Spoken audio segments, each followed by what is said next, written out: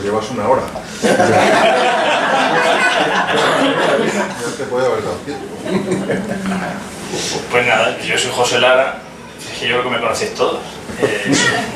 José Lara, juez en Puerto Llano, esposo de Abay Miriam, padre de 2 hijos y otro en camino, y socio del Club Alarcos, al que a los que no sois del club pues os damos la bienvenida por venir a este sitio tan estupendo y tan lleno de vida, que ya veis que aquí menos aburrirnos de todo. Entonces, yo creo que eso es suficiente presentación, ¿no? Pues vamos a hablar del Tribunal Constitucional. Es un tema que más que menos sabe que es de actualidad, porque desde el último de diciembre hasta ayer mismo estaba en la tele y creo que nos interesa o debería interesar a todos. Entonces vamos a tratar de explicar la situación, quizá desde el principio, quizá desde demasiado al principio, pero bueno, creo que es importante remontarnos. Entonces yo sé que aquí hay gente de bastante nivel jurídico que me va a disculpar porque la charla, como luego hay otra gente que no es jurista, pues tendremos que ajustarnos siendo precisos, pero a la vez poniéndonos pues, un poco al nivel de quien no domine tanto la materia. Entonces, a mi nivel, vamos. Un poco sobrecogido, porque tengo aquí delante un señor juez de mayor antigüedad que yo, una señora, perdón, 2 señores magistrados frente a un juez, pues intimida un poco. Y luego tenemos abogados de doble profesión, un abogado chileno que también está muy revuelta la cosa constitucionalmente hablando, o sea que aquí quizá cualquiera podría darle el micrófono y que hablaran ellos, pero bueno, vamos a intentar hacerlo lo mejor posible. Entonces lo primero, como digo, es empezar por el principio, ¿qué es? Más que qué es el Tribunal Constitucional de España, sería interesante saber qué es un Tribunal Constitucional. Y entonces el Tribunal Constitucional podemos decir pues, que es el órgano que tiene todo Estado para asegurarse que la Constitución de cada Estado se respeta y se cumple. Entonces eso nos lleva a preguntarnos qué es una Constitución. La Constitución es la norma suprema de todo ordenamiento jurídico, o sea, la norma suprema de todo el conjunto de leyes de cada Estado, que suele tener más o menos siempre el mismo contenido, que es cómo se distribuyen los poderes del Estado, cómo se hacen las leyes y cuáles son los derechos. Ahora se llaman fundamentales, antes se llamaban derechos humanos, los derechos más elementales del ciudadano. Entonces el Tribunal Constitucional es el órgano que tiene que velar porque en un país se respeten estos derechos más elementales, se respete la forma que la Constitución prevé para la división de poderes y se respete que las leyes que se hagan se hacen de la forma que la Constitución prevé. ¿Es necesario para que un país funcione que exista un Tribunal Constitucional? Pues no. La humanidad hasta hace bien poco, en términos absolutos, no ha tenido tribunales constitucionales y más o menos el mundo ha ido adelante. Por cierto, ¿alguien sabe de cuándo es el primer Tribunal Constitucional? ¿De dónde y qué país? ¿No? Austria en 1920, o sea, hace 102 años. Luego veremos por qué Austria y luego por qué 1920. Entonces, hasta 1920 todos los países del mundo, en todos los lugares del mundo, han funcionado sin Tribunal Constitucional y el mundo no se ha acabado. ¿Puede existir una democracia, no ya un país cualquiera, no un estado cualquiera, sino una democracia sin Tribunal Constitucional? También. Si nos vamos a la primera o la más conocida de las democracias antiguas, Atenas, pues, durante mucho tiempo funcionó como una democracia perfecta. No digo que funcionara perfectamente, digo que funcionó como una democracia perfecta. Y no tenía Tribunal Constitucional. Y funcionaba como una democracia perfecta porque en cada momento se hacía lo que el pueblo decía. No lo que los representantes del pueblo decían, sino, como eran poquitos, se iban a la asamblea a votar y votaban pues todo tipo de cosas. Por ejemplo, cuando estaban en guerra contra Esparta, ganaron una batalla naval, pero por impericia muchos de sus tripulantes, de sus propios marineros, se ahogaron. Y entonces la asamblea se reunió para ver qué había que hacer con estos señores. Y decidió que como le habían salvado a los supervivientes, aunque había que ganar, aunque habían ganado la guerra, decidió que había que condenarlos a muerte. Y los condenaron a muerte a sus propios generales vencedores. Una democracia perfecta. Se hace lo que en cada momento el pueblo dice. En consecuencia, a los 2 años perdieron la guerra y perdieron la democracia. No sé si por eso, pero en parte me imagino que sí. ¿Está Sergio por ahí? Si me equivoco en algo de historia me lo dices, ¿eh? No tengas ningún reparo. Entonces, no hace falta un tribunal constitucional para que un Estado funcione, no hace falta un tribunal constitucional para que un Estado democrático funcione, y hace falta un tribunal constitucional para que una democracia constitucional funcione. Una democracia constitucional es un país que funciona como democracia porque así lo establece su constitución. Entonces, ¿hace falta un tribunal constitucional para que una democracia constitucional funcione? No. Muchos países con constitución democrática no tienen tribunal constitucional. Estados Unidos, por ejemplo. No lo digo con seguridad, pero creo que es la primera constitución de la historia y no tiene tribunal constitucional. Entonces, si las democracias más robustas, como se suele decir, han funcionado y han vivido sin tribunal constitucional, ¿por qué de repente en Austria en 1920 y después en otros países de Europa, Alemania, Portugal, España, Italia, por qué esta necesidad de crear los tribunales constitucionales? Decíamos que en Austria y en 1920. ¿Qué pasa en Austria en 1920? Bueno, ¿qué pasa en Austria en 1919? En 1919 termina la Primera Guerra Mundial, la pierden el Imperio Alemán y el Imperio de Austria-Hungría. Y al perder la guerra, pues Austria-Hungría se divide en Austria y Hungría, más o menos, ¿no? Sí. Y pues termina el último emperador, es derrocado. Entonces Austria tiene un nuevo gobierno y este nuevo gobierno pues decide hacer una constitución para ver cómo funciona el país a partir de ahora, como democracia. Y esta constitución, el gobierno de Austria se la encarga a quien era entonces el jurista más famoso de Austria, el jurista más famoso del mundo y seguramente de todo el siglo XX el más importante, que se llama Kelsen. ¿Cómo piensa este señor? Pues este señor, continuando el pensamiento que se había desarrollado sobre todo al final del siglo XIX, sigue la corriente filosófica que llamamos positivismo. ¿Esto qué quiere decir? Quiere decir, para un positivista, que solo puede conocerse y tenerse como cierto y válido aquello que podamos conocer por los sentidos o por los sentidos a través de la razón. Entonces, aplicando este pensamiento al derecho, lo que dice Kelsen es que la justicia, con mayúsculas, en abstracto, como principio absoluto, o como idea inmaterial, o como valor supremo, como queráis llamar, cada uno tendrá su idea absoluta de la justicia, pues eso, según Kelsen, racionalmente no se puede conocer. Y como el derecho es racional y la justicia racionalmente no puede conocerse, Kelsen considera que el derecho no puede estar conectado a una justicia, con mayúscula, que no podemos conocer. Hasta entonces eso no había sido así. Todos los ordenamientos jurídicos hasta el momento, incluidos los democráticos, habían tenido siempre como referencia la idea de justicia con mayúscula, sea porque consideraban justicia todo aquello que se ajustase a la ley divina, del Dios cristiano o de cualquier Dios, o sea porque se ajustaba a la ley natural, a una supuesta ley natural que está metida dentro de todo hombre y que podemos conocer pues examinando la naturaleza. Para Kelsen eso no es así, y para el pensamiento anterior, insisto, también democrático, sí es así. Las democracias, las constituciones que hasta entonces había habido, se habían fundamentado en que cualquier ordenamiento jurídico, cualquier constitución, tenía que estar supeditada a la ley divina o a la ley natural.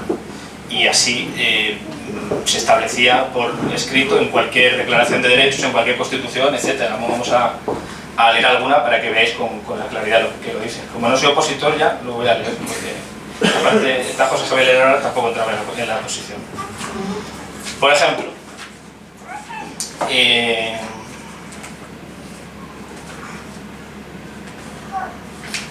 La primera declaración de derechos. ¿Alguien sabe cuál es? 1689, 100 años antes de la Revolución Francesa. En Inglaterra mandaba a los Estuardo, eran católicos, y el pueblo principalmente era anglicano y no estaban contentos con él. Derrocan al rey, traen otro. Para más sangre traen a su yerno como rey, o sea, el yerno derroca al suegro. Y una vez inaugurada la nueva monarquía, pues hacen su declaración de derechos para decir que el rey ya no puede ser el rey absoluto que eran los Estuardo y que tiene que someterse al Parlamento. Y que tiene que someterse al Parlamento no porque el pueblo inglés lo quiera, sino porque es de ley divina que el poder de un rey no puede ser absoluto, que tiene que respetar el derecho de sus ciudadanos, de sus súbditos, a participar del reino.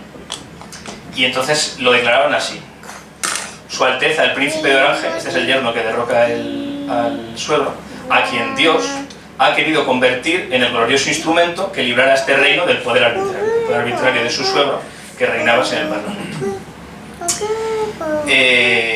Por ejemplo, por seguir un orden cronológico, en la Declaración de Independencia de Estados Unidos: sostenemos como evidentes verdades que todos los hombres son creados iguales, que son dotados por su creador de ciertos derechos inalienables. Revolución Francesa, después de la toma de la Bastilla, Declaración de 1789. Los derechos naturales, proclamamos los derechos naturales, inalienables y sagrados del hombre en presencia del Ser Supremo. Como veis, no estoy hablando solo, principalmente sí, del Dios cristiano, de la justicia como transposición a la vida humana de lo que el Dios cristiano manda, sino aquí en la Revolución Francesa, que de cristiana tenía poco, pues se pensaba que tenía que haber algo absoluto a lo que todos atenerse, un Ser Supremo. La nuestra, la primera, la de Cádiz, 1812, empieza así: en el nombre de Dios Todopoderoso, Padre, Hijo y Espíritu Santo, Autor Supremo y Legislador de la sociedad.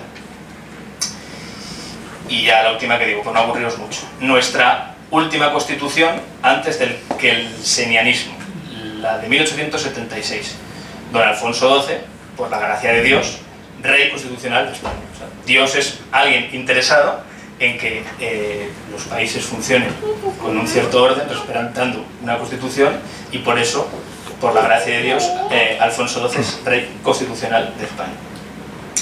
Entonces, que el derecho se ajuste a una ley divina es algo perfectamente, o fue algo perfectamente compatible con las democracias y con las democracias constitucionales, como acabamos de ver. Pero cuando llega el momento de hacerse la Constitución de Austria de 1920, pues ya no estaba en boga el pensamiento de que existía. Kelsen no dice que no exista una ley divina, insisto, dice que no la podemos conocer. Entonces no está en boga el pensamiento de que el derecho debe conectarse con una ley divina. Pero claro, todo sistema de normas tiene que tener una cabeza, un principio del que todo fluye. Antes era Dios o la ley natural, y ahora pues pensó que tenemos que buscarnos otra cosa. Y como hemos matado a Dios, pues todo lo que he dicho hasta ahora es objetivo. Ahora ya algo de lo que diré ya no será tan objetivo. Como hemos matado a Dios, tenemos que buscar a alguien que sustituya a Dios, alguien que diga en cada momento, para cada país, lo que es justo, lo que está bien, porque si ya no nos lo puede decir Dios, porque lo que quiere Dios no lo podemos conocer, si ya no nos lo puede decir la ley natural, porque la ley natural no la podemos conocer, pues tendrá que haber otra instancia, otro organismo, otro ser que nos diga qué es lo que está bien. Y ese ser, esa instancia, ese organismo que se le ocurre a Kelsen es el Tribunal Constitucional. Entonces sustituimos a Dios o a la ley natural por el Tribunal Constitucional, que desde ese momento, desde la Constitución de Austria, será el organismo separado de todos los demás tribunales y jueces, encargado de decir para cada país si una ley, si una conducta, si una decisión es no ya justa, porque no sabemos ya qué es la justicia absoluta, sino se le encarga de decir qué es lo constitucional. Sustituimos lo justo por lo constitucional. Porque, y esto también es opinión, pero esto me ha puesto con quien quiera lo que sea, que si eliminamos del valor justicia una idea trascendente en el sentido de que algo superior a nosotros, sea ley natural, sea Dios, es el que establece lo que es justo. Si suprimimos eso, apuesto con cualquiera de vosotros a que nadie me puede decir qué es la justicia con mayúsculas. No me refiero a que pueda decir en cada caso concreto si esto es justo o aquello no. Por ejemplo, es justo si yo me compro un coche pagarlo, pues eso estamos de acuerdo. Sí.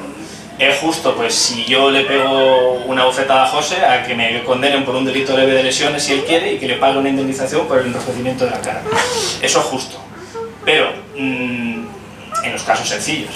Pero establecer, insisto, una definición de justicia con mayúsculas sin una idea trascendente, estoy seguro de que nadie me la puede dar. Hay muchas definiciones. Dar a cada uno lo suyo. Bien, estupendo. ¿Qué es lo suyo?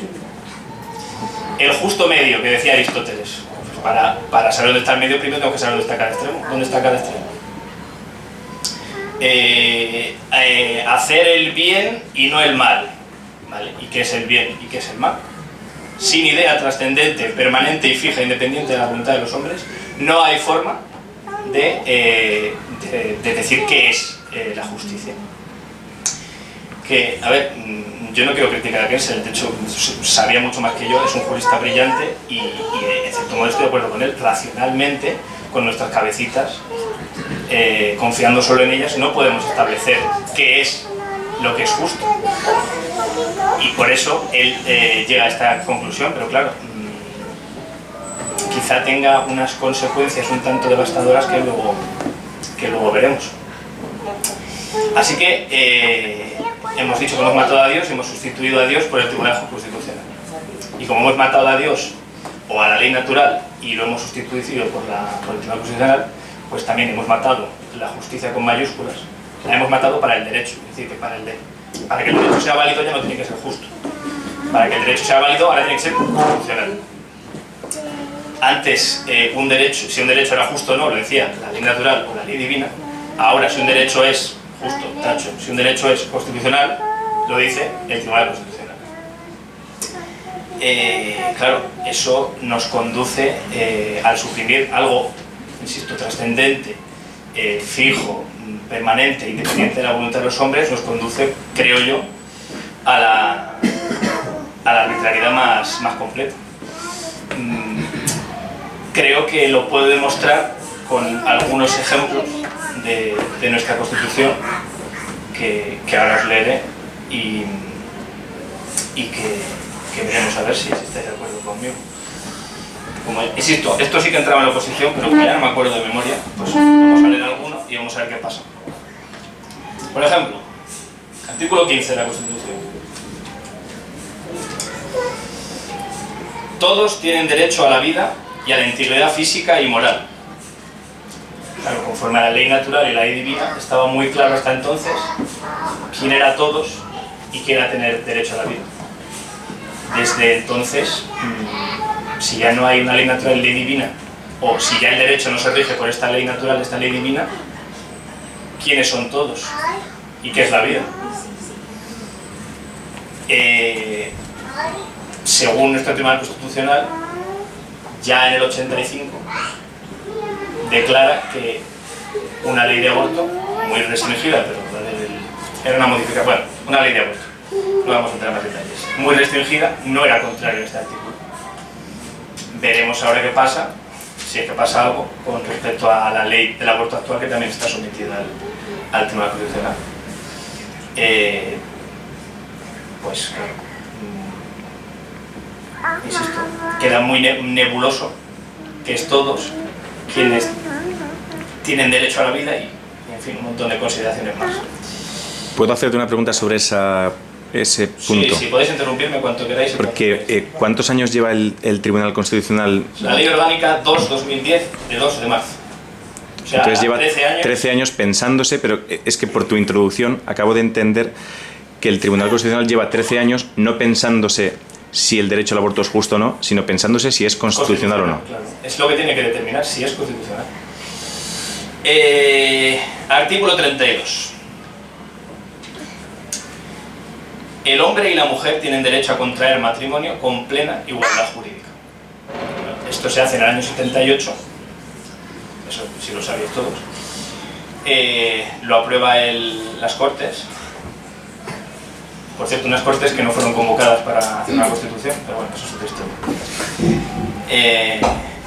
Lo aprueban las Cortes, por mayoría muy calificada, 300 y pico de 350, y lo aprueba de forma también abrumadora el pueblo español. El 90% de todos los que fueron a votar, que no sé cuántos fueron, no fueron todos, pero fueron muchos.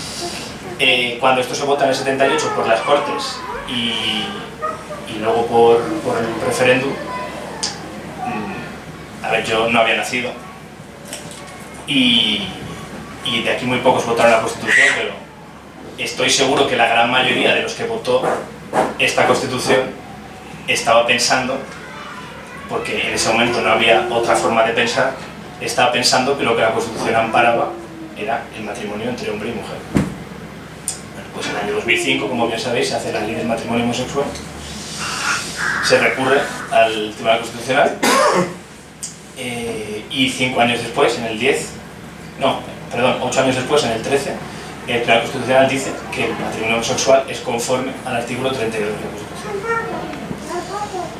Cuando, insisto, yo creo que en el 78 todo el mundo que estaba votando y las Cortes que votaban no pensaban en eso mismo.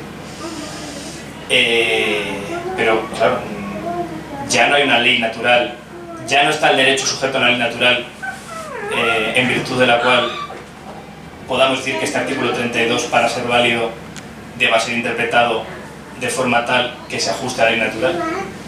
Ya no hace falta que el artículo 32 se interprete de una forma justa. Ya lo que hace falta es que el artículo 32 se interprete de una forma constitucional.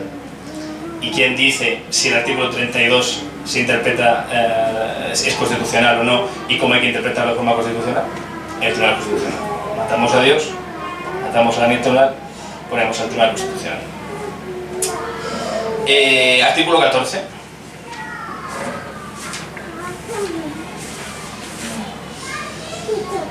Los españoles son iguales ante la ley sin que pueda prevalecer discriminación alguna por razón de nacimiento, raza, sexo, religión, opinión o cualquier otra condición o circunstancia personal o social. ¿Qué es discriminación? La definición es muy fácil. Discriminación es el trato igual de lo desigual y el trato desigual de lo igual. Estupendo. ¿Qué es lo igual? ¿Qué es lo desigual? ¿Cuáles son aquellas condiciones o circunstancias personales o sociales que puedan constituir o no discriminación? Pues lo que el Tribunal Constitucional quiera establecer que es discriminación, será discriminación, y lo que no, no será discriminación. Y ya el último, por no cansaros, porque este es especialmente doloroso para mí y seguro que para mis compañeros jueces aquí presentes también. Artículo 122.3, además también es de actualidad, de la Constitución.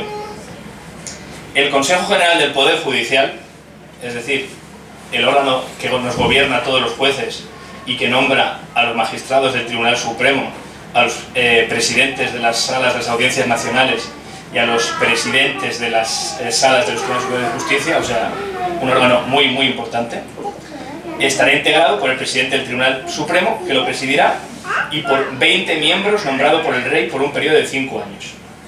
De estos 20, 12 entre jueces y magistrados, 4 a propuesta del Congreso y 4 a propuesta del Senado. Bueno, hay un inciso que no he leído y que tengo que leerlo. De estos 20, 12 entre jueces y magistrados de todas las categorías en los términos que establezca la ley orgánica. 4 a propuesta del Congreso y 4 a propuesta del Senado. Uno cuando lee esto, supongo cuando la gente vota esto en el 78, o por lo menos cuando los padres de la Constitución redactan esto en el 78, por lo menos cuando los 325 diputados votan esto en el 78, supongo que pensarían, vale, 4 al Congreso, 4 al Senado, 12 entre jueces y magistrados. pues estarían pensando que esos 12, la forma de elección sería que lo eligieran los jueces. O por lo menos estarían pensando que si ya había 4 a propuesta del Senado y 4 a propuesta del Congreso, los otros 12 se elegirían de otra manera distinta. Bueno, pues se hace una ley orgánica en el 85 que dice, vale, pues de esos 12, 6 a propuesta del Senado y 6 a propuesta del Congreso, también por mayoría de 3/5. Se recurre por partidos minoritarios al Tribunal Constitucional esa ley, y el Tribunal Constitucional, para mí de forma incomprensible, dice que no, que eso es perfectamente válido, porque lo que dice la ley es de estos 20, 12 entre jueces y magistrados. No dice de estos 12 por jueces y magistrados. O sea que para que sea constitucional, bastará con que quien sea elija esos 12 entre jueces y magistrados. Pues hombre, si lo dice el Tribunal Constitucional, será constitucional. Es justo, es acorde a la ley divina, es acorde a la ley natural, no nos importa, porque el derecho ya no está conectado ni a la ley divina ni a la ley natural. Entonces, en esa nebulosa tan constante nos quedamos desde que separamos, insisto, la ley natural y la ley divina del derecho. Para esa modificación no la tienen que haber aprobado 3/5 partes, porque eso es una ley orgánica, la tienen que aprobar. La ley orgánica es mayoría absoluta. Pero en el 85, ¿cómo se pudo cambiar esa ley? No, la Constitución lo que establece es esto, el entre. Y la ley orgánica 1.85 se hace con la mayoría absoluta del Partido Socialista, y como para aprobar una ley orgánica necesitas simplemente mayoría absoluta, es decir, 176 diputados que te digan sí, ya está. Claro, 176 diputados que te digan sí a una ley que respete la Constitución, pero esa ley que estableció que todos los magistrados de todos los miembros del Consejo tenían que ser votados por el Congreso o por el Senado, fue llevada al Constitucional, y el Constitucional dijo, adelante. Así que, ahí está. Entonces, no sé, yo que ya llevo un tiempo en esto, pues eso les hace un poco de desabrigo, ¿no? Decir, entonces, ¿qué está bien? ¿Qué está mal? ¿Cómo puede ser que lo que esté bien, que lo que esté mal sean... vamos, son magistrados muy válidos todos. Lo que digan unos señores, por así decirlo. O sea, no sé, no.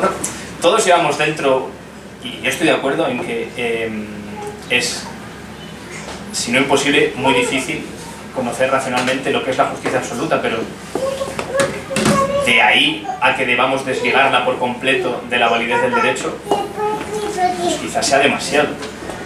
Que no podamos llegar a agarrar esa ley divina absoluta y meternos dentro y comprenderla, quizá no signifique que no sea importante que intentemos acercarnos lo más posible a ella, ¿no? No sé, yo soy un poco friki, entonces yo pensando en todo esto, me vienen unas palabras de Nietzsche a la cabeza. Nietzsche, como sabéis, dijo que Dios ha muerto, ¿no? ¿Y qué pasa cuando matamos a Dios? Dice el loco, su loco, de una obra suya, dice, una vez muerto Dios, ¿a dónde se dirigen ahora nuestros movimientos? Lejos de todos los soles, no caemos incesantemente hacia adelante, hacia atrás, del lado, de todos los lados, ¿hay aún un arriba y un abajo? ¿No vamos errantes como a través de la nada infinita? ¿No nos persigue el vacío con su aliento? Pues yo, y esto ya, insisto, es opinión, desligando por completo el derecho escrito positivo de la ley absoluta, sea divina, sea natural, me siento un poco tal y como acabo de leer. Entonces, claro, insisto, como hemos cambiado lo justo por lo constitucional, y lo constitucional es lo que digo el Tribunal Constitucional, de ahí yo creo que ya entendemos todos el empeño del gobierno, no de este, de todos, en controlar el Tribunal Constitucional. Pero entonces, la máxima de la separación de poderes, que es la característica de una democracia, ¿cómo...? Bueno, pero son dos cosas diferentes, o sea... ¿No afecta?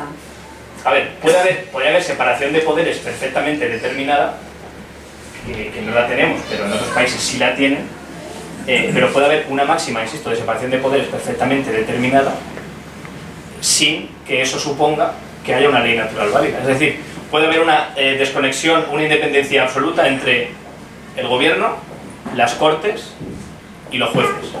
Pero puede suceder que aún así las cortes sigan haciendo leyes que no estén sujetas a una ley natural. No sé si me explico. Si no me explico, lo explico de otra manera sin poder. Pero siguiendo la pregunta de Cristina, porque claro, los que están hablando acerca de estos movimientos del Constitucional usan mucho el término separación de poderes, y algunos, los que están a favor de lo que está ocurriendo, hablan de, bueno, que es que a los jueces no se ha elegido nadie y que el poder emana del pueblo, y como ellos consideran que el pueblo solo está en las cortes y ellos son mayoría. Entonces yo creo que por ahí hay un asunto, ¿no? O sea, sí, pero insisto, son dos cosas distintas. No, sí, pero al margen de lo que es la justicia, o sea, eso yo creo que ha quedado claro. O sea, el Tribunal Constitucional no busca la justicia, ¿no? Bien, pero, no lo sabe, pero buscará otras cosas. No tiene que buscarlo. Claro, no tiene que buscarlo. Pero a mí me parece que con todo lo que has explicado, el Tribunal Constitucional siempre decide qué es constitucional, si te das cuenta, con arreglo a la mentalidad de la época en la que vive. Y la época... En cada época hay una mentalidad, vale, no es Dios, pero puede ser el progreso, puede ser el género o puede ser el clima. Porque al final todo lo que dice el Constitucional está de acuerdo con la ley, vamos a llamar, divina de esa época. Y la ley divina de esta época, ¿qué es? La mujer y el clima. Pues la mujer y el clima. Y no va a haber nada que diga el Constitucional que vaya en otra dirección. Bueno, pero esa ley divina, por el hecho de ser variable, ya no es divina, ya no es fija. Y por otro lado, el Tribunal Constitucional, cuando decide, no hace un recuento absoluto de a ver cuántos de mis ciudadanos están conformes con los postulados climáticos. No lo hace. No dice si es el 53, el 47, el 42... Pero los que eligen a los miembros del Constitucional, sí. O sea, bueno... Sí, a ver, pero quiero decir que yo lo que me preguntabas lo entendía de forma tal que tú me estabas diciendo, bueno, pues el Tribunal Constitucional sí que se sujeta a una ley, a un pensamiento fijo del momento. No, fijo no, pero del momento sí, pero que es eso, es religioso, o sea, es las nuevas tablas del momento. Pero lo que yo te decía es, ¿y cómo calibramos cuánto de imperante es? ¿Y cómo calibramos si la gente realmente piensa eso, o si sabe qué significa pensar eso, o si sabe qué trascendencia tiene que yo ahora establezca que esta ley es así? Bueno, yo creo que es en las dos direcciones. Siempre las leyes son pedagógicas y generan cambios en la sociedad, y al revés, la sociedad se mueve y provoca cambios en las leyes. Pero desde que hay tribunales constitucionales, los cambios siempre son en la misma dirección. Entonces, bueno, pues no es un tribunal divino, no, pero es justo el que viene a asentar pues la nueva moralidad, que es justo la contraria a la divina. Porque al final, si vemos hacia dónde van todos los países, da igual, siempre, digamos, el progreso moral, o llamémoslo como queramos, es que el Tribunal Constitucional acaba... Imagínate que llegara... O sea, un Tribunal Constitucional no puede ir en contra del aborto ahora mismo. Es imposible. Porque ya la sociedad está educada en que ha adquirido el derecho a que una conducta sexual irresponsable no tiene por qué tener consecuencias. Bueno, el Tribunal Supremo de Estados Unidos, que como no existe el Tribunal Constitucional, hace las veces no, es el intérprete supremo de la Constitución americana, ha dicho a últimos del 22 que el aborto no es un derecho constitucional. Entonces, esperamos, si el problema, insisto, si en el fondo estamos viendo lo mismo, el problema es que si matamos a Dios, lo tenemos que sustituir por otra cosa. Porque todos llevamos dentro el deseo de que alguien nos diga de saber algo fijo a que atenernos, algo permanente, trascendente. No puede ser que todo sea cambiante.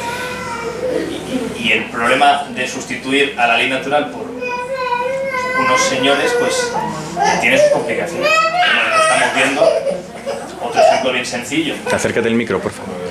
ejemplo de la familia, no es un ejemplo de familia, es el mismo. Pero, muy sencillo. Los dos estados de alarma, como sabéis, el de marzo del 20 y el de octubre del 20, se llevaron al Constitucional. Y el Tribunal Constitucional, por 6-5 en los dos casos, dijo que no era constitucional. Eso ya de entrada chirría, ¿no? O sea, ¿cómo puede ser que algo, si es justo, ¿no? Si es bueno, sería por unanimidad, ¿no? Porque lo que es y lo que no es, no es. Con lo constitucional no sucede igual que con lo justo, es 6-5. Y no solo eso, si los estados de alarma, tanto el de marzo como el de octubre, se llevaran hoy al Tribunal Constitucional, me apuesto lo que sea a que el Tribunal Constitucional de hoy diría que los dos son constitucionales. Y eso no puede ser. O sea, no puede ser, insisto, que algo sea justo, constitucional, por un voto más. un día y, bueno, ya no es por un voto, pero no puede ser que sea justo, constitucional un día y 16 meses después, ¿no? Pero eso es lo que hace, o sea, eso se debe a que nuestro sistema está montado sobre una democracia no tanto como manera de gobernar, sino como fundamento. O sea, el fundamento es lo que diga la mayoría.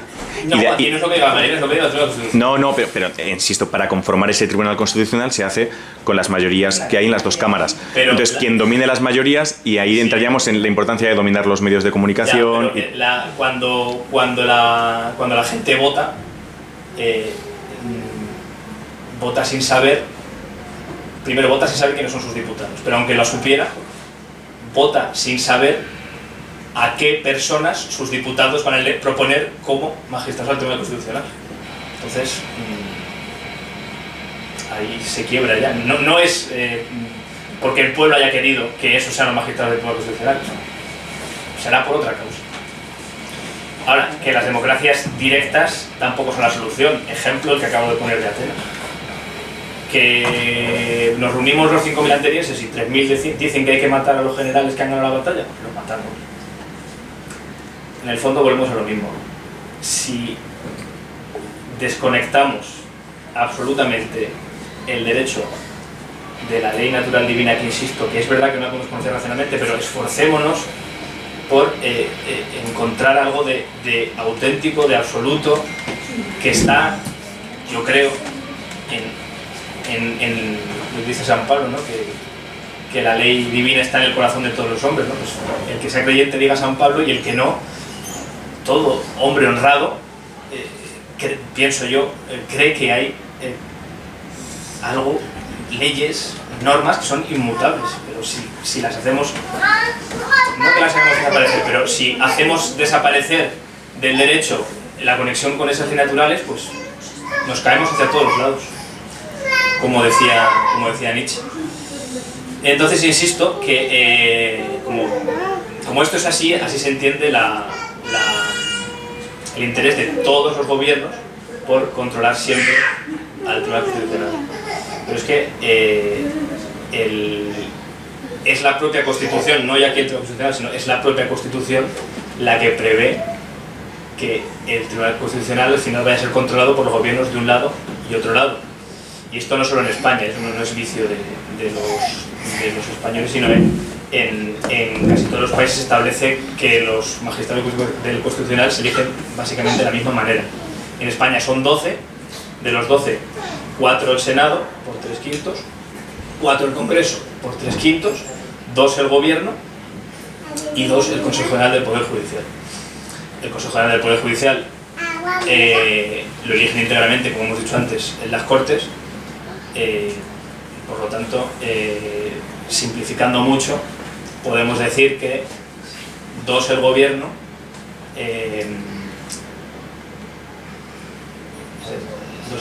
5 el Congreso y 5 el Senado, por así decirlo. Si atribuimos a los del Consejo General del Poder Judicial, si cada uno lo atribuimos a una cámara, pues es 2, 5, 5.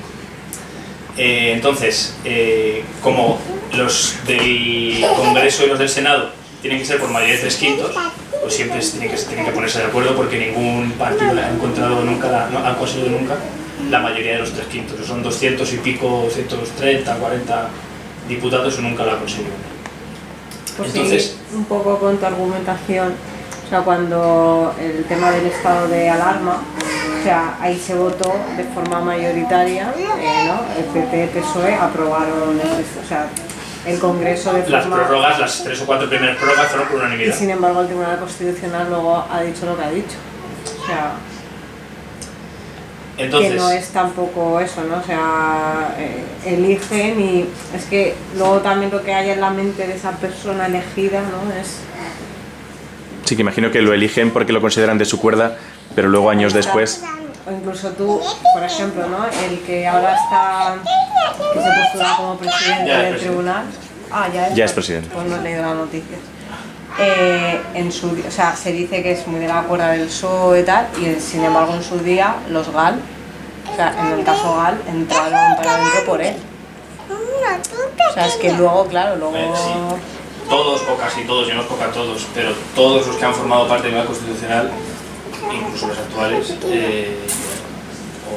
o por lo menos hasta antes de los actuales, aun habiendo sido elegidos todos por los partidos políticos, eran gente muy valiosa y jurídicamente muy bien formada.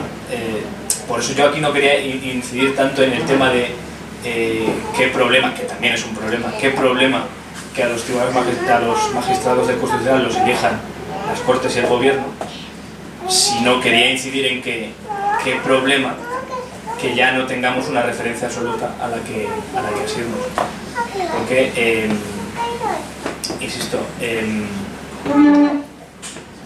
aunque el derecho positivo lo sabemos de la justicia con mayúscula, natural y divina, estos magistrados y los anteriores y todos los magistrados que han formado parte de los más importantes de España, pues dentro de sí habrán tenido un concepto de lo que es justo con mayúscula, y en muchas cuestiones durante mucho tiempo se ha estado de acuerdo en qué era lo justo. Pero al llegar a la situación presente en la que el relativismo cada vez más cuesta abajo y cada vez está más difuminado que haya cosas eternas, es cuando entra en juego el problema. O sea, en el 78 esto ya era así, ya estaba desconectada la Constitución y todo el ordenamiento jurídico de la ley natural, pero no pasaba nada o no pasaba tanto porque todo el mundo interpretaba leyes, normas y demás conforme a una idea de justicia que en muchas cuestiones era compartida por todo el mundo. Ahora que parece que ya no hay verdades absolutas en nada, es cuando viene el problema. La pistola ha estado ahí siempre, nadie la ha cogido, pero todos estábamos cuerdos. Pero si ahora perdemos la cordura, podemos coger la pistola. La ley del indulto existe desde 1870. Nadie le decía al gobierno cómo tenía que aplicarlo, lo aplicaba como quería. Se confiaba en que lo aplicaba como tenía que aplicarlo. Nadie cogía la pistola del indulto. Quizá hace un año y medio se cogió la pistola del indulto. Ahora no se suena. ¿Me he explicado, no? Sí. Oye, para defender a los jueces, los que dicen que a vosotros no os vota nadie, como sacándoos de la democracia, cuando hablan de golpes de Estado con toga, ¿no? Esto se ha dicho estos días, lo habéis oído igual que nosotros. ¿Cómo os defendéis, pues, o sea, para explicar a alguien que no tiene muchos conocimientos de derecho, que dentro del sistema democrático los jueces, el hecho de que no os votemos, pues que no pasa nada y que eso no quita que el poder no deja de emanar del pueblo por el hecho de que no os votemos, o qué pros y qué con, no sé, es que os han dicho eso, ¿no? Algunos diputados, sí, que los jueces no se elige nadie. Sigue siendo una posición bastante minoritaria y en cualquier caso te puedes decir, pues mira, no nos votáis porque todos los españoles decidimos que no nos votaréis. Decidimos, porque en la Constitución se establece cómo se accede a la carrera judicial. Entonces lo que decidimos es que para ser juez, votamos que para ser juez se hacía de esta manera. No votamos que para ser juez había que ser votado como juez. ¿Me explico? Yo creo que es una forma fácil de decir. Pero yo creo que es eso, claro, desde que llegue el día en que se destruya tanto también esa verdad que se diga que los jueces tienen que ser elegidos por el pueblo. Puede ser. Y si en ese momento el Tribunal Constitucional dice que eso es conforme a la Constitución, pues será conforme a la Constitución. Entonces, insisto, ya no sé dónde ir.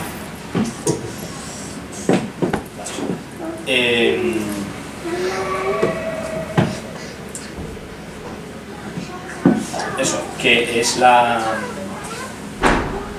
propia Constitución la que permite, prevé y posibilita que sean los gobiernos sucesivos quienes vayan controlando los tribunales constitucionales. Hemos dicho eso, no son 12, 5 el Congreso, 5 el Senado, por simplificar, 2 el gobierno. Claro, como tienen que alcanzar consenso para los 3/5, pues los 5 del Congreso, 5 del Senado siempre serán 5 de una cuerda, 5 dentro. Pero los que elige el gobierno, pues los que el gobierno quiera. Entonces, siempre ha sido, como suele decirse, 7-5. Y además suele coincidir que, y eso pasa en Estados Unidos también con el Supremo, la mayoría, o el sentir mayoritario del Tribunal Constitucional no coincide con el gobierno vigente, porque si el gobierno A elige a sus 2 magistrados en el año 1, esos van a estar 12 años, hasta el año 13. Y entonces, en esos 12 años, seguramente que pues, haya cambiado de sensibilidad el gobierno, o sea, haya cambiado de sentido el gobierno, pero se tenga que comer a los 2 nombrados por el tribunal anterior. Quizá por eso pues los estados de alarma fueron declarados inconstitucionales, porque el gobierno socialista tuvo un tribunal constitucional de mayoría conservadora, y ahora tendremos 12 años del Tribunal Constitucional, 9, perdón, he dicho 12, son 9, son 3, son 9. Tendremos 9 años de Tribunal Constitucional de sentido progresista, y es muy probable, no sé ahora, pero pronto, alguna vez en estos 9 años, el gobierno dejará de ser progresista. España funciona así, primero unos y luego nosotros, en todos los países del mundo funcionan así.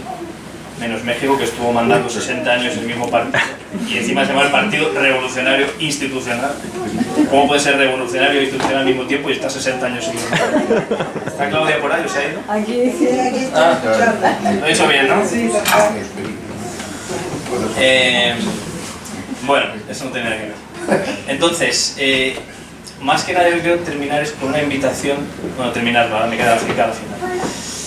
Pero una invitación de responsabilidad a cada uno de no rendirnos en buscar esa ley universal, inmutable, esa justicia con mayúscula,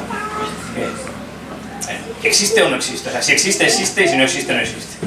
Y de acuerdo, racionalmente no lo podemos comprender, pero yo creo, y esto es opinión mía, que el sentir de todos nosotros, después de escuchar esto que he intentado deciros, y analizando cada uno a su persona y a su alrededor, el sentir que todos tenemos es que, honestamente, tiene que haber verdades absolutas, porque si no, nos caemos hacia todos lados. Y vale que no podemos imponer, desde luego, a ninguno de nuestros conciudadanos estas verdades absolutas, pero sí podemos esforzarnos cada uno de nosotros por cada vez tenerlas más claras, por conocerlas mejor, y si nosotros las tenemos claras, pues quizá con nuestro ejemplo, con nuestra charla, con nuestra conversación, podamos hacerle ver a nuestro amigo de al lado, o a nuestra familia, o a quien sea, que, oye, esto es así, y ha sido así siempre, y siempre tendrá que ser así, porque si las cosas son de otra manera, nos caemos hacia todos los lados, y porque nuestro propio ser dentro nos está diciendo que necesitamos algo fijo, verdadero para siempre. Llevándolo, un ejemplo muy tonto, chascarrillo, o sea, a todos les gusta, ¿no? Eso es el amor verdadero para toda la vida, ¿no? Y que sea algo de verdad inmutable, que con la justicia, ¿no? El amor, vamos a rendirnos en la búsqueda del amor verdadero porque no se puede encontrar y luchar y conseguir racionalmente. No, quizá con la justicia tampoco. Esa es mi reflexión y a lo que creo yo que el panorama del momento pues, nos invita. No sé si queréis que en concreto entremos a la polémica que sucedió a finales de diciembre entre el Constitucional y el Gobierno, porque es bastante técnica, por un lado, y por otro lado ya ha quedado sin efecto, porque ya se ha renovado el Constitucional. Entonces, quizá eso no nos interese tanto. Yo aquí un poco a lo terrenal, ¿no? A lo más... estabas hablando de los extremos, de qué es el bien, qué es el mal, ¿no? Entonces yo creo que en cuanto al prójimo le moleste algo, ahí ya está en el extremo, ¿no? Entonces... Para que al prójimo le molesta una cosa. Claro. Entonces de ahí que dices que buscamos nuestra propia verdad absoluta y demás. No, pero nuestra propia verdad absoluta no, porque si es absoluta no es nuestra. Eso es incompatible, es como decir blanco y negro. Yo pienso que es otra. Tú pensarás a lo mejor que es otra. Pero si existe, es solo una. Y entonces, ¿cómo se maneja todo? Porque si la mayoría, bueno, hoy en día la minoría está cambiando las leyes. O sea, la minoría, un tanto por ciento, la ley trans y todo ese rollo. O sea, ¿cómo es posible que la minoría cambie todo eso? O sea, ese es un extremo. Claro, ese es el problema. La democracia directa tiene la democracia directa es que cuando todos nos juntamos y todos votamos, o sea, lo que he dicho de Atenas, ¿no? Nos juntamos 5.000, 3.000 que hay que matarlos, 2.000 que no, hay que matarlos. Eso es democracia directa. El problema que tiene la democracia representativa es que tú eliges a unos señores y no sabes muy bien para qué los eliges. Honestamente pienso que muchos de los, o sea, no es por polemizar, pero de verdad lo creo así, muchos de los que en las últimas elecciones, creo que tuvo 8 millones de votos el Partido Socialista, muchos de esos 8 millones no estaban de acuerdo con la ley trans, pero cuando van a votar no saben que el Partido Socialista va a votar que sí a la ley trans. Y así con tantas cosas. Bueno, cuando en el 2011 el Partido Popular obtiene la mayoría absoluta, muchos, supongo, creo que fueron mis primeras elecciones de votar. Votamos para cambiar ciertas cosas. Bueno, eso es lo que quiero decir. Muchos de los que votaron al Partido Popular lo harían pensando que iba a cambiar cosas del gobierno del Partido Socialista, y no cambió prácticamente nada. Y no sabían, al votar al Partido Popular, que no iba a cambiar prácticamente nada. Es que ahí es donde se empieza a Entonces, quebrar ese es el problema de democracia representativa. Claro. Que insisto, que la democracia representativa tiene esos problemas, la democracia directa tiene esos otros, y en el fondo pues también habrá que reflexionar pues lo que tenemos todos metido en sangre, ¿no? Sobre la validez de la democracia como algo absoluto y estupendo. No ya en términos de ley divina, ley natural, sino en la práctica vemos que tiene estos problemas. Entonces, todo eso queda ahí para la reflexión. Ahí el tema de los programas electorales que supuestamente llevan los partidos. Pero no hay ningún Pero en definitiva, dicen, muchos ni siquiera cumplen o se alejan mucho de los programas. Quizá la solución más fácil ahí es que las circunscripciones electorales, como sucede en Inglaterra, en el Reino Unido, sean unipersonales. Cada condado, como se llama, en cada distrito vota a su diputado. Se presentan 3 por cada condado y votas a uno. El que más votos saque, ese es el diputado. Entonces, la gente sabe que ha votado a Pepe. Sabe lo que piensa Pepe y Pepe es el que vota. Y en esos lugares, quizá por eso o quizá por su tradición, no existe la llamada disciplina de partido. Lo hemos visto en Reino Unido, cada diputado vota muchos diputados conservadores votando contra eso, y en Estados Unidos ha pasado lo mismo. Y aquí eso no se ve ya, porque si no eres un... Pero es que aquí, y para empezar, las circunscripciones aquí son, no son unipersonales, son no sé la palabra, son, ¿cómo se llama? Aquí en Ciudad Real votamos a la vez a 5 y nos representan 5 a la vez, cada uno o sea, ¿cómo nos van a representar 5 si cada uno piensa de una manera y no se pueden dar? Esperamos, todo eso son cuestiones ya secundarias al margen de la idea de justicia, que también es interesante reflexionar, pero que son más complejas. Fricada final y terminamos. La fricada final, entonces, yo que no puedo pasar por alto Ponte bien. A mis clásicos. Habla fuerte para que te oigan todos. Entonces, me gustaría leeros un pasaje de una obra de teatro griego que trata el tema este de la ley que pasa, ¿no? Cuando el derecho humano no se ajusta a la ley natural. La historia de Antígona, no sé si la conocéis, algunos y otros no. Sí.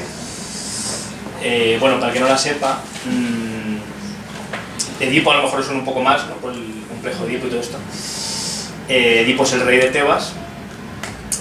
Cuando se descubre, porque él mismo promueve la investigación, que involuntariamente, pero lo ha hecho, Edipo ha matado a su padre y se ha casado con su madre, la cual ha tenido 4 hijos hermanos. No que los hermanos sean hermanos entre sí, sino que los hijos suyos son a la vez sus hermanos, porque son hijos de su madre. Pues cuando se descubre esto, pues no le queda más remedio que exiliarse y expiar sus penas en el exilio, en el pueblo de Colón, al sur de Grecia, cerca de Atenas. Y entonces pues queda vacante el trono, se lo reparten sus hijos. Entonces, como no pueden mandar 2 reyes a la vez, acuerdan que se van a turnar por años, primero uno y luego otro. Antes de irse al exilio, Edipo maldice a sus 2 hijos porque no los socorren en su desgracia. Entonces empieza a reinar uno de los 2 hijos, Teocles, y al otro pues le toca esperarse hasta que llegue su año. Se cumple el año de reinado de Teocles y entonces llega su hermano, Polinices, y le dice que cae de lo suyo, que ahora quiere ser rey él. Y Teocles le dice que no deja de poder. Se ha acostumbrado a mandar y que está muy a gustito y que no. Entonces su hermano se enfada mucho, busca a otros reyes y marchan 7 reyes de 7 ciudades griegas distintas contra Tebas. Tebas tiene 7 puertas, entonces cada rey extranjero ataca una puerta y cada comandante de Tebas defiende una puerta. Y a Eteocles, el rey defensor, el que no quiere irse, le toca luchar contra su hermano en la misma puerta. Se enfrentan en combate fratricida y se mueren los 2, el uno mata al otro. Pues el trono queda vacante de nuevo y se elige como rey de Tebas a Creonte, que es el tío de los 2 muertos, de los 2 hermanos muertos. Y él dice que a un hermano hay que enterrarlo, a Eteocles, porque ha defendido la ciudad, y al otro, al que ha muerto atacando la ciudad, como ha puesto en peligro la ciudad, pues que se lo coman los perros. Bueno, la guerra la ganan los de dentro, los que defienden. Y entonces, una de las hermanas de estos 2 muertos, otra hija de Edipo, que se llama Antígona, dice que le parece muy bien lo que haya dicho el rey, pero que la ley divina, la ley de Zeus, lo que dice es que hay que enterrar a los muertos. Entonces, vamos a ver cómo lo dice. Si me permitís la fricada, y si no, pasamos. Me permitís la fricada, ¿no? Bueno, sorprenden a Antígona enterrando a su hermano, la capturan y la llevan ante el rey, ante Creonte. Y Creonte le interroga, su tío: a ti, a la que bajas la cabeza hacia el suelo, ¿afirmas o niegas ser la autora de esto? Y dice Antígona: afirmo que lo he hecho y no lo niego. Le dice Creonte: dime, no por extenso, sino brevemente, ¿sabías que había sido decretado no hacer eso? Antígona: lo sabía. ¿Cómo no había de saberlo cuando era cosa pública? Creonte: entonces, ¿te atreviste a transgredir estas leyes? Antígona: no fue Zeus en modo alguno el que decretó esto, ni la justicia, que cohabita con las divinidades de allá abajo. De ningún modo fijaron estas leyes entre los hombres, y no pensaba yo que tus proclamas tuvieran una fuerza tal que, siendo mortal, se pudiera pasar por encima de las leyes no escritas e inmutables de los dioses. No son de hoy ni de ayer, sino de siempre estas cosas, y nadie sabe a partir de cuándo pudieron aparecer. No había yo, por temer el parecer de hombre alguno, de pagar ante los dioses el castigo por esto, puesto que el que había de morir lo sabía perfectamente, aunque tú no lo hubieses decretado con anterioridad. Y si voy a morir antes de tiempo, por beneficio lo tengo, pues el que, como yo, vive en medio de numerosos males, ¿cómo no saco beneficio con morir? Esto también nos recuerda mucho a San Pablo. De esta forma, para mí al menos, el alcanzar este destino en modo alguno es un pesar. Más bien, si el cadáver del nacido de mi madre consintiera yo en dejarlo insepulto, de eso sí sentiría pesar, pero de esto de ahora no me duelo. Y si a ti te parece que ahora estoy llevando a cabo una empresa loca, quizá en cierto modo, para un loco, es para quien estoy siendo culpable de él. Pues eso es lo que le dice Antígona a Creonte. La cosa acaba muy mal para Creonte, no os lo digo por que leas Antígona, que es muy bonito, más bonito que el Tribunal Constitucional. Y a mí me gusta mucho sobre todo esto, ¿no? Las leyes no escritas e inmutables de los dioses. Eso yo creo que resume lo que creo que todos debemos buscar y lo que todos llevamos dentro. No escritas porque no nos las hemos dado nosotros a nosotros mismos, inmutables porque, insisto, tiene que haber cosas, por decirlo según el lenguaje llano, tiene que haber cosas que sean para siempre, verdaderas y que no podamos cambiar nosotros. Yo lo dejo ahí como reflexión y eso es lo que os quería decir y que os leáis Antígona. Bravo.